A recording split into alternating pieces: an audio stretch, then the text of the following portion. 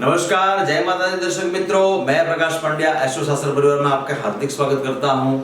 आज ज्योतिष शास्त्र में हम ये जानेंगे कि हिंदू सनातन धर्म की पौराणिक कथा अनुसार चंद्रमा का जन्म कब और कैसे हुआ। मॉडर्न साइंस खगोल शास्त्र के अनुसार चंद्र की उत्पत्ति कब और कैसे हुई। क्या है संबंध 27 नक्षत्र और चंद्रमा का, और अमावास्या एवं पूर्णिमा के राज और मन के कारक चंद्रमा का महत्व सूर्य के समान भी क्यों कहा जाता है। जन्म कुंडली, गोचर और अंतर्दशा में चंद्रमा को मजबूत और श्रेष्ठ बनाने के उपाय क्या है। अग्नि पुराण की कथा अनुसार जब ब्रह्मा जी ने इस सृष्टि का निर्माण करने का विचार किया, तभी अपने मानसिक संकल्प द्वारा मानस पुत्रों को उत्पन्न किया। उनमें से एक मानस पुत्र ऋषि अत्रि का कर्दम ऋषि की पुत्री अनुसुया से विवाह किया गया।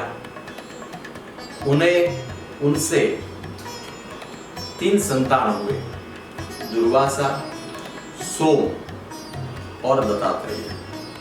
सोम का दूसरा नाम चंद्रदेव भी है।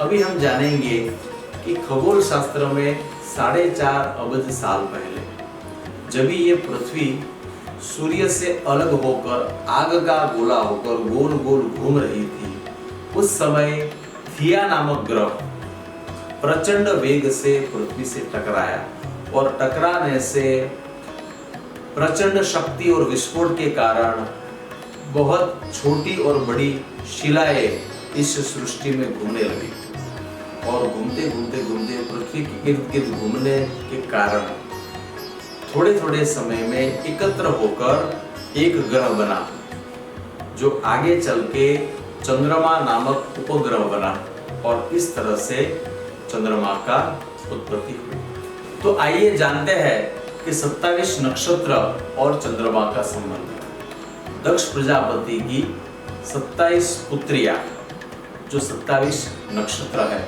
उनका विवाह चंद्रमा से किया गया।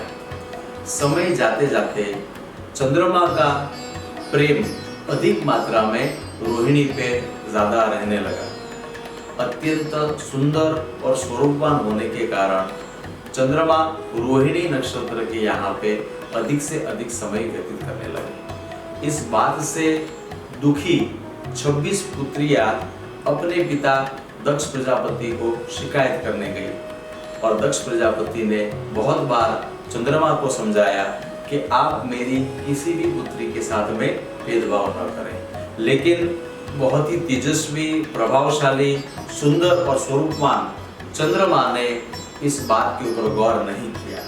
इस बात से बहुत ही क्रोधित होकर दक्ष प्रजापति ने चंद्रमा को श्राप दे दिया कि आपको आपके रूप का, आपके तेज का, आपके प्रभाव का अभिमान है, जाओ आप अंधकार हो जाओ। धीरे धीरे धीरे धीरे करके चंद्रमा का तेज और प्रभाव घटकर अंधकार हो गया।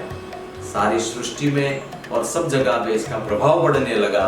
सारे देवता और चंद्रमा ने ब्रह्मा जी के पास जाकर पूछा कि इस समस्या का उपाय क्या है। ब्रह्मा जी ने कहा कि आप शिव जी के पास जाइए और शिव जी आपको इसका उपाय अवश्य बताएंगे।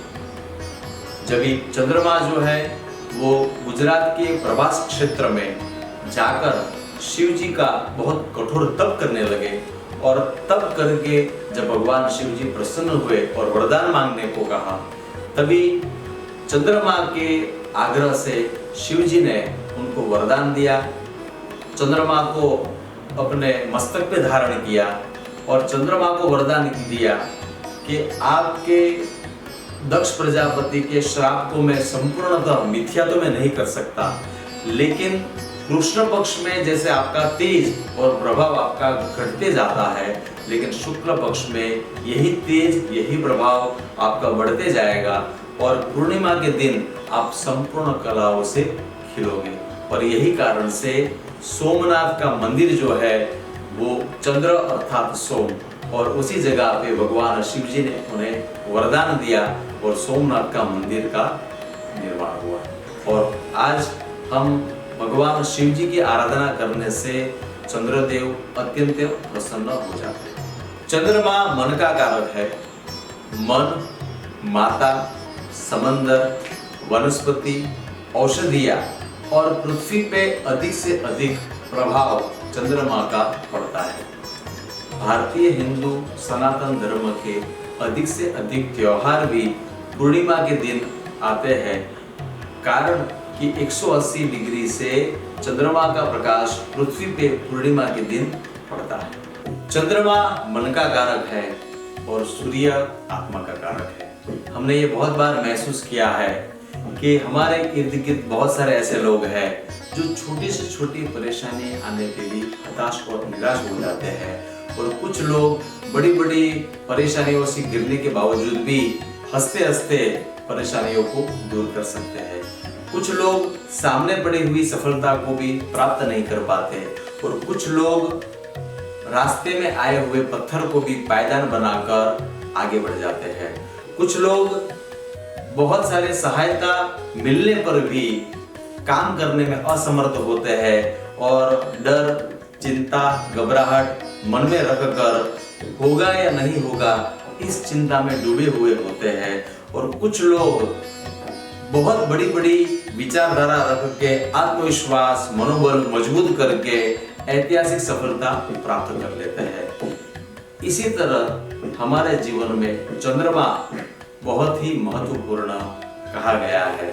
श्रीमद् भगवद गीता में भगवान कृष्ण ने अर्जुन को यही उपदेश देते हुए भगवद गीता के 6ठे अध्याय में ध्यान योग में 35वें श्लोक में यह बताया है, असंशय महाबाहो मनो दुर्निग्रहं चलो अभ्यासेन तु कौन्तेय वैराग्येण च गुह्यते।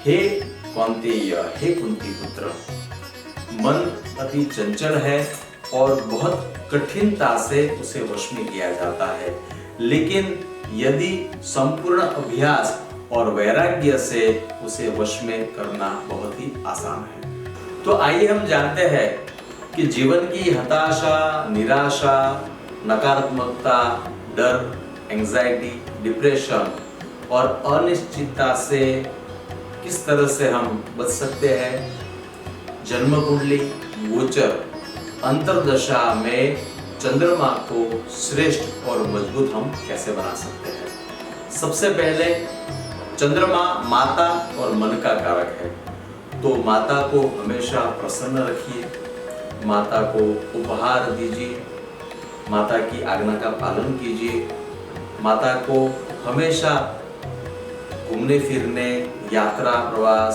और अपने हर निर्णय में उनके साथ में उनको सम्मिलित कीजिए, और उनकी आंखों में कभी भी आंसू ना आए उसका हमेशा ख्याल रखिए। दूसरा, जब हताशा और निराशा से मन दुखी है तो रात को सोने से पहले 108 बार गायत्री मंत्र का पाठ कीजिए। दिन के समय चंद्रमा को प्रसन्न करने के लिए ओम सोम सोमाय नमः का पाठ कीजिए, और विद्वान ज्योतिषियों से परामर्श करके चांदी में चंद्र का मोती पूजा अनुष्ठान करके धारण कीजिए। तीसरा, भोजन के समय नमक का कम से कम सेवन कीजिए और चांदी के गिलास में दूध और पानी ग्रहण कीजिए। जन्म कुंडली के 12 स्थान में चंद्रमा का प्रभाव क्या है, इस विषय की चर्चा हम अगले वीडियो में करेंगे। आशा करता हूं कि हमारा यह वीडियो आपको बहुत ही पसंद आया होगा। यदि आपको यह वीडियो पसंद आया है तो इसे लाइक कीजिए, दोस्तों और परिवारों में शेयर कीजिए, और हमारे चैनल एस्ट्रो शास्त्रों को सब्सक्राइब करना ना भूलें। नमस्कार, जय माता दी।